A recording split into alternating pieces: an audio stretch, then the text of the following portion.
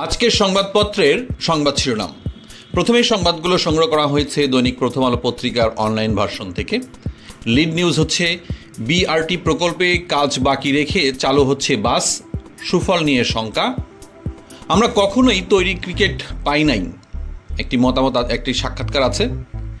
BBC সাংবাদিকের অভিজ্ঞতা, বাশারের police আমাকে পুঁতে ফেলার হুমকি দিয়ে বলেছিল কেউ জানতেও পারবে না।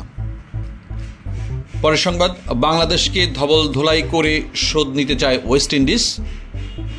এর পরের সংবাদ, যে রাজবাড়ির সঙ্গে জড়িয়ে আছে মুক্তিযুদ্ধের ইতিহাস। সুধী শ্রোতা, এই সংবাদগুলো ডিটেল পেতে প্রথম আলোর পত্রিকার অনলাইন ভার্সন ভিজিট করার জন্য অনুরোধ করছি এবং সাথে আমাদের এই চ্যানেলটি সাবস্ক্রাইব করার জন্য অনুরোধ করছি, যাতে আপনারা রেগুলার সংবাদ পেতে পারেন। এরপরের সংবাদ হচ্ছে মতামত, ট্রাম্প ফেরায় ভারত, রাশিয়া ও ইসরায়েল কেন খুশি। পরের সংবাদ, আর্থিক প্রতিষ্ঠানের আমানত ও ঋণ দুই কমেছে। পরের সংবাদ, কোনো অজুহাত নয়, ব্যাটসম্যানদেরই দুষলেন মিরাজ। আল জাজিরার বিশ্লেষণ, বাশার আল আসাদের পতনে ক্ষতিগ্রস্ত ইরান, রাশিয়া, লাভবান কারা। 14 বছরের এক কিশোরের গ্রাফিতি শক্তিতেই কি পতন হলো বাশারের। এরপরে একটা বিশ্লেষণ, সিরিয়ায় ইসরায়েল আসলে কি করতে চায়। পরের সংবাদ, 47তম বিসিএস এর আবেদন যে কারণে স্থগিত হলো।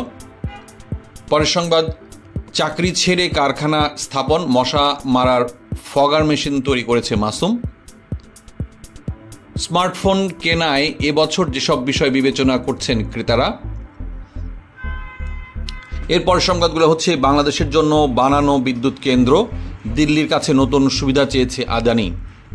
পরের সংবাদ হচ্ছে, নয়াদিল্লিতে বাংলাদেশ হাইকমিশন অভিমুখে মিছিল, স্মারকলিপি প্রদান। এরপরের সংবাদ হচ্ছে, লং মার্চ শুরু সকাল 9টায়, হবে 3টা সমাবেশ। পরের সংবাদ, নোয়াখালীর কোম্পানিগঞ্জ, 11 বছর পর কবর থেকে তোলা হলো শিবির কর্মীর লাশ। শুধু শ্রোতা, এই ছিল দৈনিক প্রথম আলো পত্রিকার অনলাইন ভার্সন।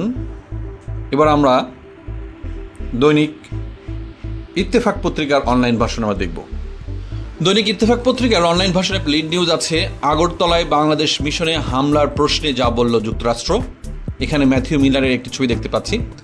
দৌলতদিয়া পাটুরিয়া ফেরি চলাচল বন্ধ, পারাপারের অপেক্ষায় শত শত গাড়ি। তবে লেটেস্ট নিউজ হচ্ছে চলাচল শুরু হয়েছে।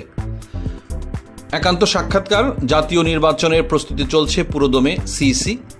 ঘন কুয়াশায় শরীয়তপুর, চাঁদপুর, নৌরুটে চলাচল বন্ধ। পরের সংবাদ, লং মার্চ শুরু করেছে বিএনপির 3 অঙ্গ সংগঠন। এরপরের সংবাদ, আমরা বাংলাদেশের উপর নির্ভরশীল নই, তারা নির্ভরশীল, বিজেপি নেতা শুভেন্দু। এরপরের সংবাদ হচ্ছে, একযোগে প্রত্যাহার হচ্ছেন 20 দেশের রাষ্ট্রদূত। এরপরের সংবাদ, লং মার্চে অংশ নিতে বিএনপির নেতাকর্মীদের ঢল। শুধু শ্রোতা, আমাদের চ্যানেলটি সাবস্ক্রাইব করার জন্য বিশেষ অনুরোধ রইল। আর এই নিউজগুলো ডিটেল পেতে ইত্তেফাক পত্রিকার অনলাইন ভার্সন ভিজিট করার জন্য অনুরোধ রইল। এরপরের সংবাদ, 48 ঘন্টায় সিরিয়ায় ইসরায়েলের 480টি হামলা, সামরিক সক্ষমতা 80% বিধ্বস্ত।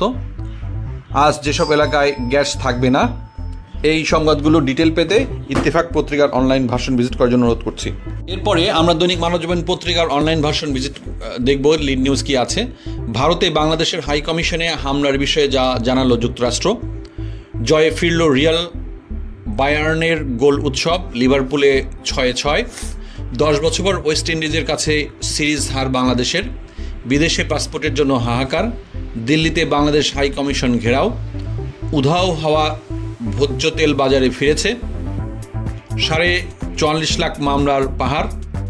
গুম খুনের পরও বিএনপির নেতা কর্মীর সংখ্যাই বেশি। বাংলাদেশ সীমান্ত ঘেঁষা মংডুর 271 কিলোমিটার এলাকা দখলে নিল বিদ্রোহীরা।